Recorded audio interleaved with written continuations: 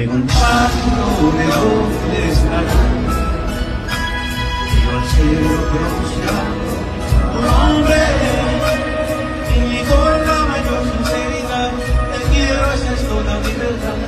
Pero ya no está. Que no